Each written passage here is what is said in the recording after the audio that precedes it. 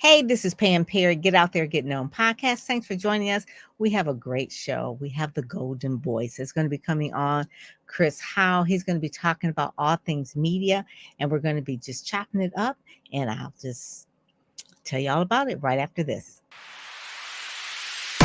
Welcome to the Get Out There and Get Known podcast. Join Pam Perry, veteran PR strategist, Emmy award-winning producer and publisher of Speakers Magazine, who will show you how to crack the code in getting out there to get known.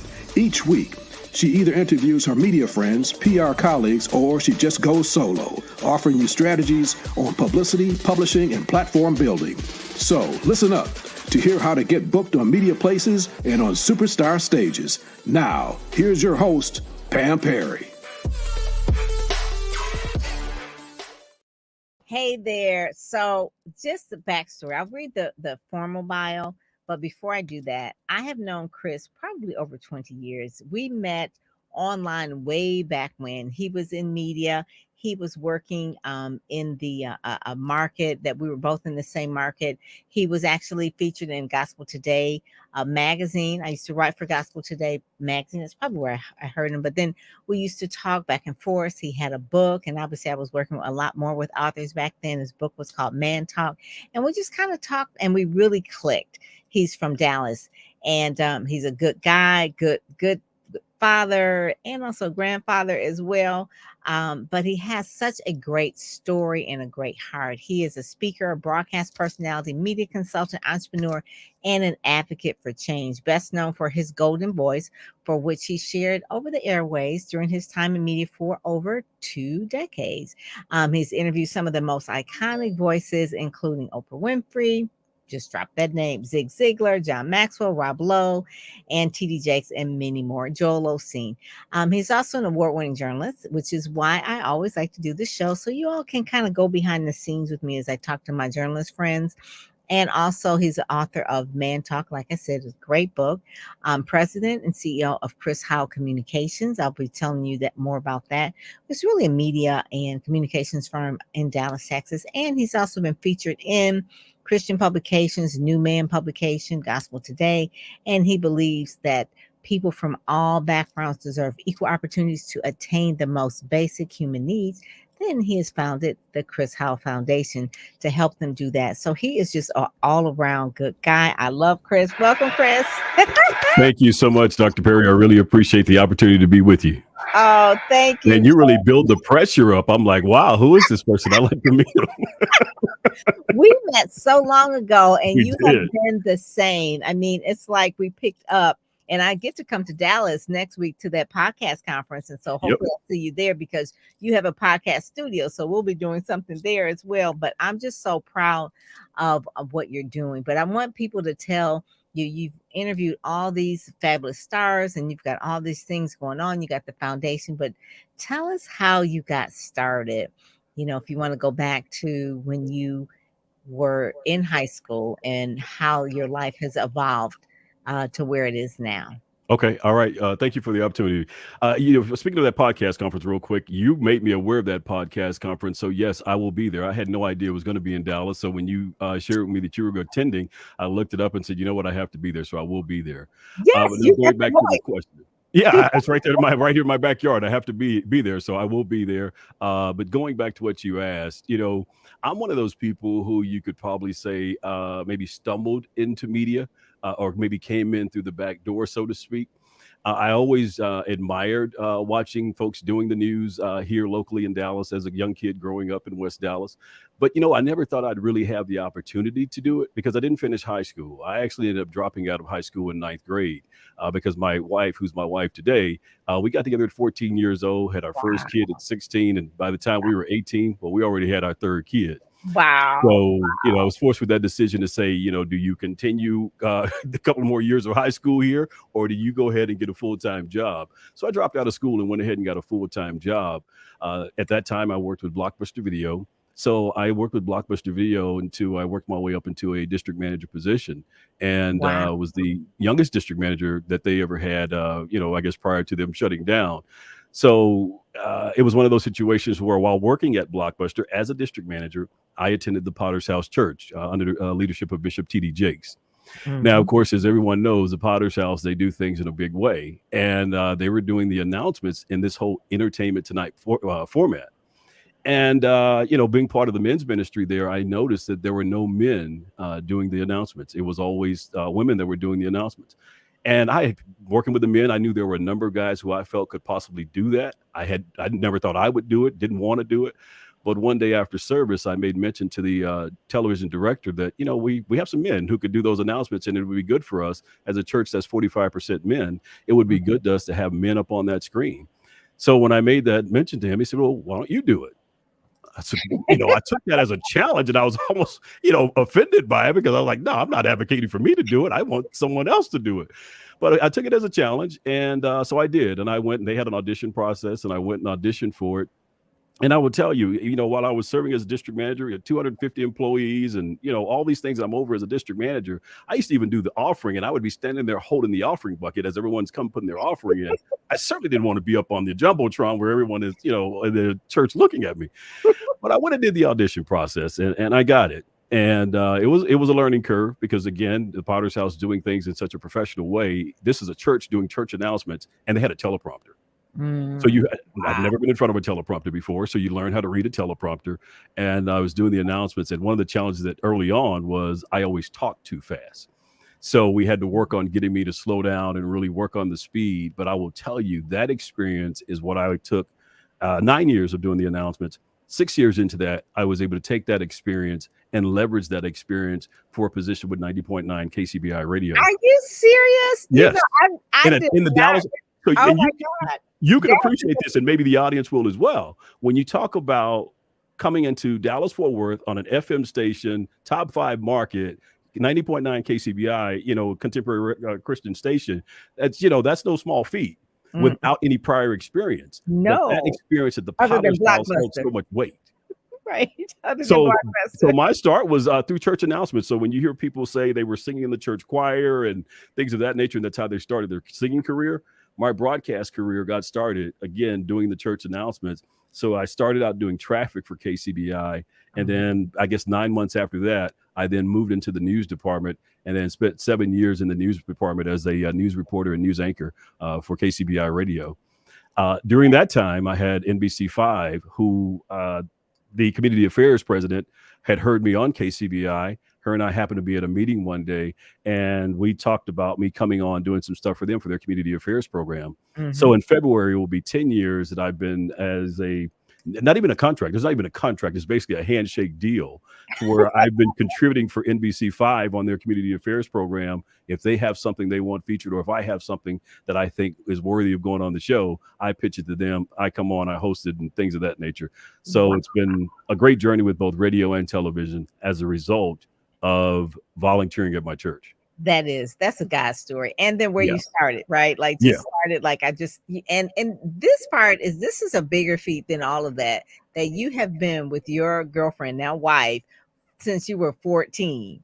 Yes. 3 kids later and a grandbaby, right? Yes, It's like, yes. oh my I tell people all the time. She likes to say she's been putting up with me a long time. I say I've been putting up with her a long time. Either way, we've been putting up with each other. You all grew up together. I mean, that is Yes. just beautiful. The kids grew up with us as well.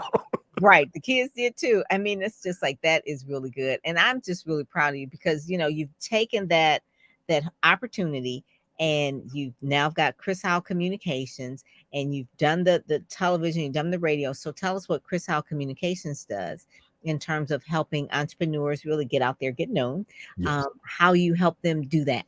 Absolutely. Well, of course, like any former journalist, when you come out of the newsroom, I mean, the inner workings of a newsroom and how, we go out after stories and how we feature people, things of that nature. So it was to launch my own communications firm. We saw about a year prior to KCBI laying us all off. We saw that thing coming.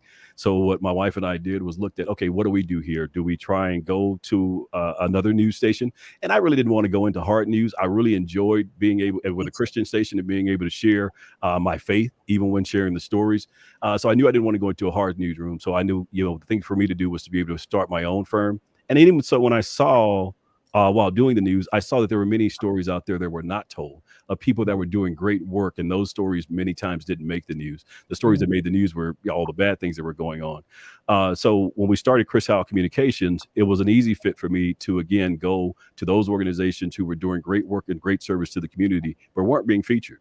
And we talked about putting together communication strategies for them, and that's how we launched. Again, we went out and got an office, and didn't have a client to be when we first opened our office. I don't recommend that to everybody, but walking by faith, right? Yeah. Walking by faith. That was the same thing with me when I started my company. It's like, okay, here we are. Yes. Got a computer. We got to get to cracking now. Let's make some calls. Yes. And I'll tell you, Dr. Perry, here's the funny part. We wanted to be on Main Street. We're at 2201 Main Street, downtown Dallas. So we wanted to be on Main Street. And it was a little bitty office when we first started, a little small office, but we were on Main Street, downtown Dallas, in the Central Business District. So that was our pitch, to many of the constituents. Because, of course, when you say you're in Dallas, Texas, folks want to, do it in a big way. So we were on Main Street, downtown Dallas. And thankfully, we had a good reputation and had done some good work with radio stations and things of that nature. So folks, allowed us to get their business. Yeah, because you had the credibility. And one of the things you said, sometimes there's stories that need to be told that probably, the major stations won't pick them up or that sort of thing, or they can't be in Time Magazine or whatever. But that's how I started Speakers Magazine. There's so many great speakers, you included, that need to be in this magazine. And that's why I started it. It's like this one here is Dr. Stacy N.C. Grant, she was July. Letitia Cole, she is the August one. But both of these are powerful entrepreneurs. They are great speakers, and they just needed to have their story told. So what we do is we tell the story in the magazine. I'm holding this up now for those who can't see it. But basically just to tell their story so that they can actually then be seen by more people. And that is telling the good stories, right? We always hear the bad stories. It's like doing the good stories, because my background is journalism too. And it's like, I didn't want to go into hard news. I like feature writing. That was my main thing. I like feature writing, and not like investigative, like hard news and murders and all that kind of stuff. I don't even like to watch those kind of movies. They scare me. Right. So I knew I couldn't do it in real life if the movie scare me. It's like, I jump out of my seat if I'm watching Batman when it gets too like it's too crazy. So here you are out of a murder scene shoot, you got to be out there live and giving the details and all that stuff. No, that's not for you. Not for me. So really telling good stories and things like that is really, really the heart of why we do what we do. And that's why we in Gospel Today, you were featured in Gospel Today. Yes. And Teresa Harrison is still a mentor of mine to this day. I really love what she did for 20, 30 years. I think it was probably 30 years. And now she's in TV. I don't know if you know that, but she has her own TV show now. I did not know that. Yes, she's on Impact. Is it Television. featured? Is it local? I mean, what's give me the story on it? It's on satellite. It's on Impact Television, and it is run by Wayne T. Jackson, I believe it is. Yeah, Wayne T. Jackson, and she does a feature every single month, once a month, out of Atlanta studio, WATC, and they allow her to do the local show, which is WATC, which is Atlanta, but she also does the international show on the satellite station, on the Impact Network. Okay. And she just looks beautiful. I said, you are like Benjamin Button. I said, you are just aging backwards. I don't understand what's going on with you. I did see her recently. I didn't get a chance to speak with her, but we were in the same room for Bishop Jake's celebration they had for his 75th birthday here this year. She was here. Yeah. And you're right. She didn't look like she had aged at all. No, not at all. I'm like, that is God. Look at you. Look at you. Oh my God. But you mentioned that article, and I'll tell you now how that article came about was during my time at the Potter's House, and I'm still there as a member. I'm not as active as much, but one of the things we were able to do was for 3.5 years, I hosted the Man Talk session at the Potter's House, and that was the second Wednesday of every month. And it was at a time, again, when, not very many, and still even today, I guess there's not a whole lot of things geared toward men. But, it made a loud noise at that point because we were getting anywhere from 700 to 1,000 men to come out to church on a Wednesday night to talk about practical issues. Bishop Jakes had the spiritual side, handled on Sunday morning. We were bringing them in to talk about those practical issues, a man and his money, a man and his education, men and lust, men and sex, things of that nature, to really deal with how we as men process on those practical issues. And men really, really got into that. And really the book is even a spinoff from that because there were just so many men who couldn't attend those sessions to where we just put it in book form to really be able to continue the conversation. I love that. So that is your first book. Do you have another one brewing on the horizon? You know what? I say that I do. And in fact, we've even written the book. It's just that I haven't put it out, but partly because I guess I'll tell you this, and we're talking about how to get out there. You think it's easy to just put it out there and just get it out there. Yes. Part of the challenge with books, in my opinion today, is that you really want that platform to be a little bit larger if you're going to go through actually printing a book. So what I'm advising many people to do today, if either you put it out there as an ebook or you put it out there as an audio book. And so we're still adding to it and really looking at how we're going to put it out there, but we haven't just yet.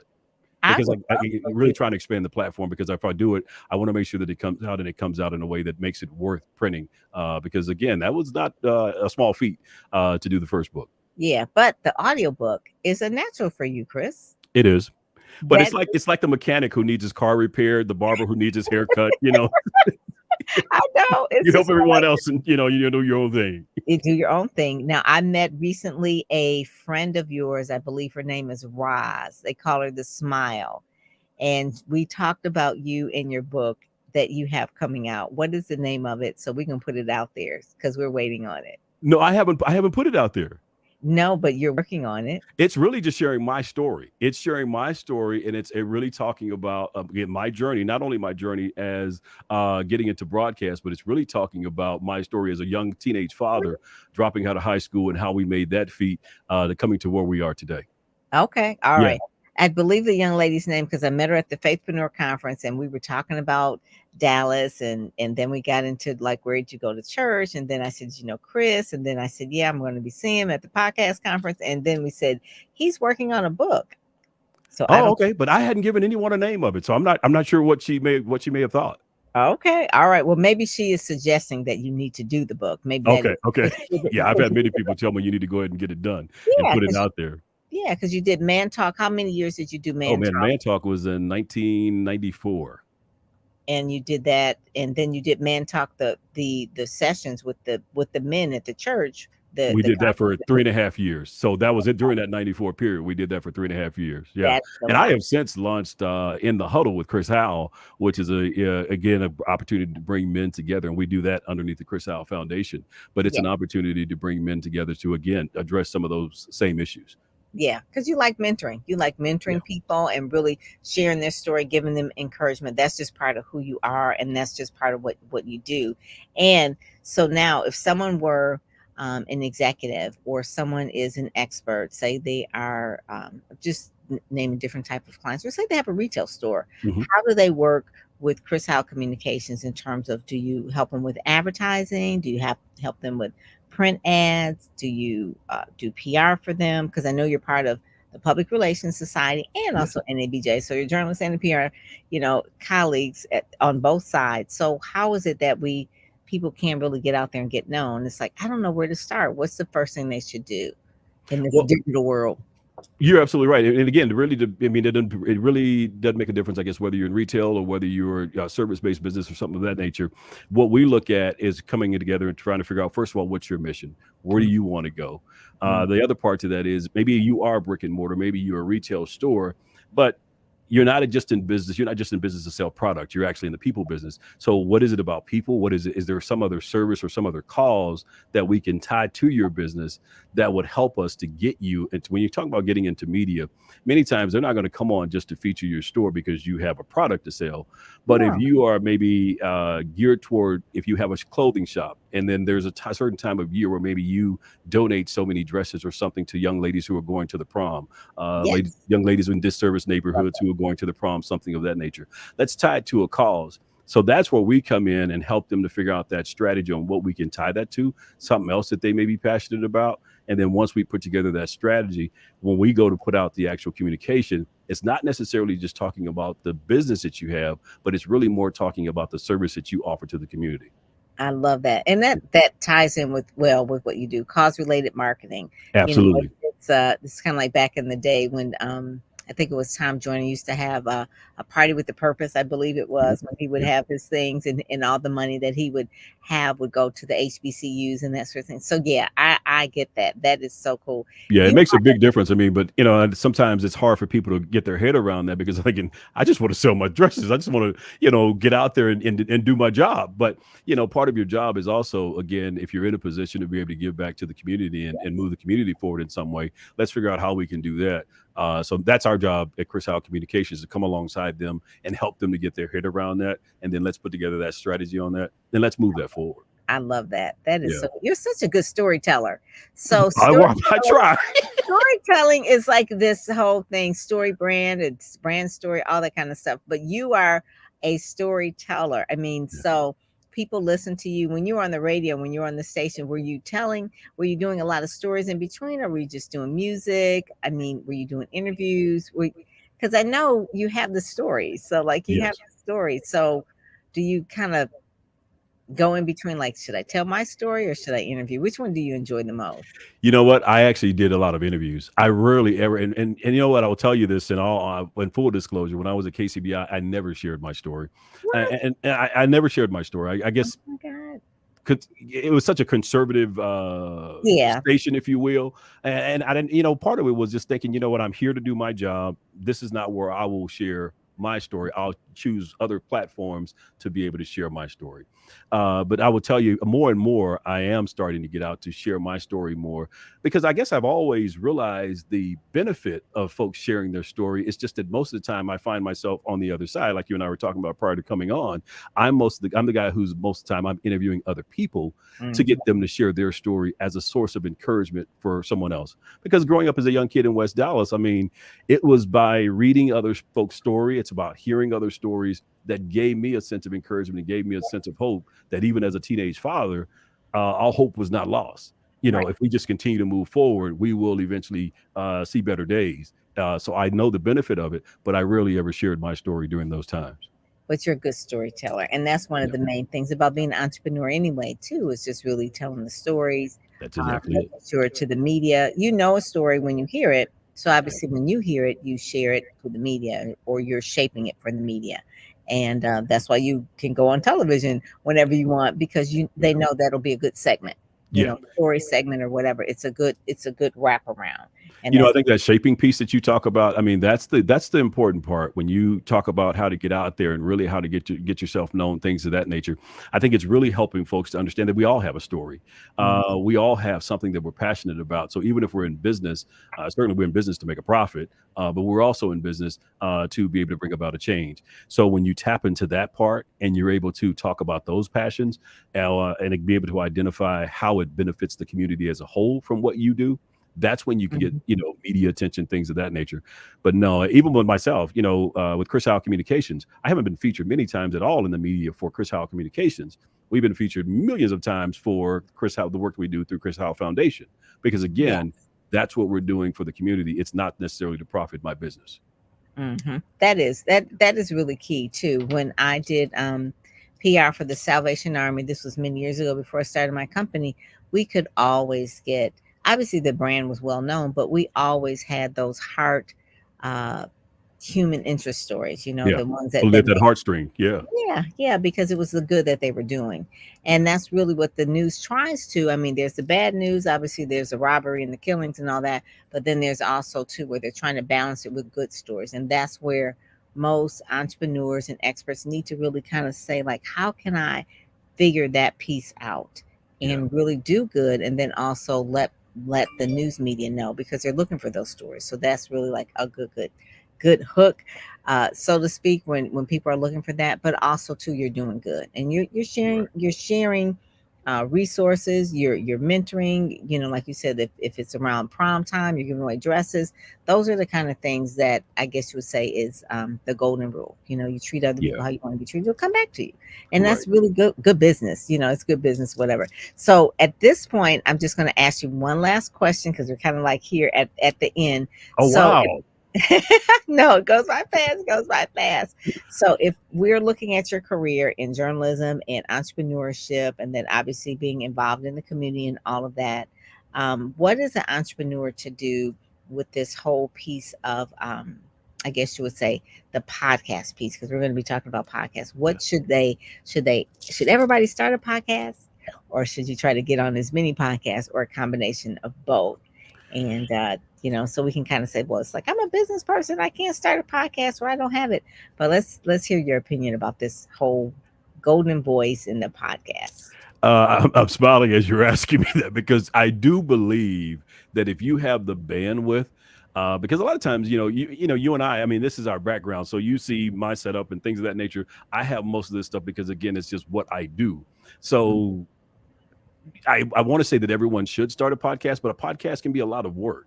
So if you're passionate about not only sharing your story and sharing about your business, but again, like we talked about earlier, if you're going to use your podcast as a platform, as a form of inspiration or as a form of teaching and helping others to get tools, things that they need by bringing on other guests that you may know, then yes, maybe you should start a podcast. Yeah. But if you're someone who is not really committed to that process, because it is a lot of work, if you're not really committed to that, then maybe your goal should be to hire a publicist and then work to get on as many podcasts as a guest as you Yeah. possibly can and share your story, share your inspiration, your encouragement that way. But if you take on the opportunity to do a podcast, like I said, I've had one since 2015, and it's been a lot of starting and stopping. Yeah. Because there are times where I'm doing this podcast and I'm like, man, I need to be taking care of my business over here.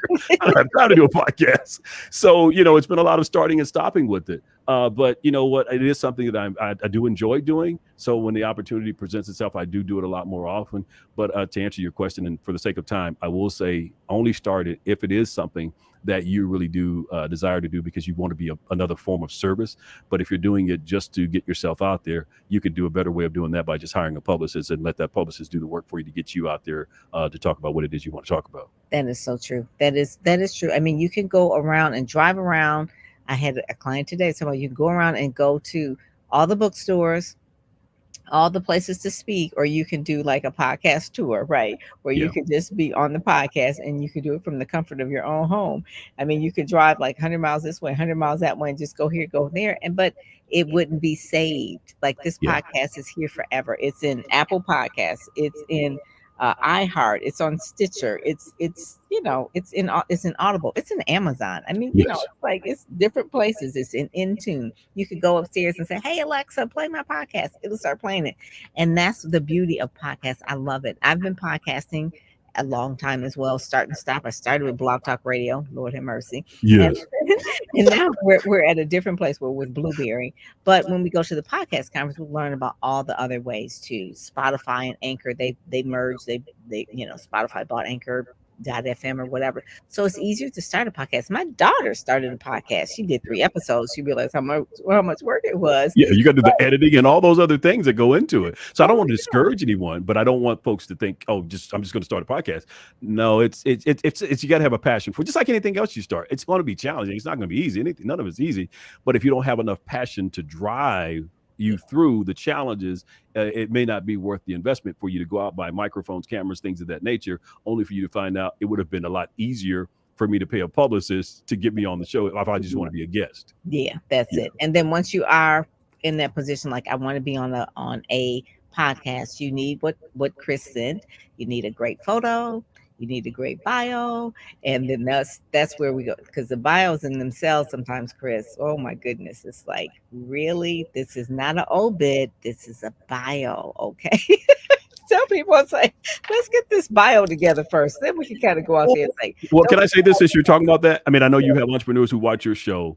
Please, bios, headshots. I can't tell you the number of people who I see doing great work and, great business folks, but you ask them for a headshot and they don't have a professional headshot, don't have a bio. And that's not to, brag on anybody, but You to need start that. with getting those things in order, because you never know where you're going to be invited to, and you need to have those things in order. Yeah, it's just been some guys, who are doing great work, and I go to invite them for something, and they don't have a headshot or they don't have a bio. Yeah, Yeah. and you I'm sorry, can't I didn't mean start to the bio. interrupt you, but just Yeah, you don't have you to raised a start the very good bio point. out like, I was born on such and such a day. I went to this, and that's how like an obit starts, right? It's just Yeah. kind of like, oh my goodness, we got to really do better. And it is. I mean, the program that I have, Ready Set Go Speak.com, that's the program that is really kind of like getting people to get ready to set to go Right. and speak. And one of the first pillars is really knowing who your audience is, what are you trying to say, getting that messaging together, getting the branding elements, getting the headshot, getting the bio. We got a short bio, a long bio, and a medium bio.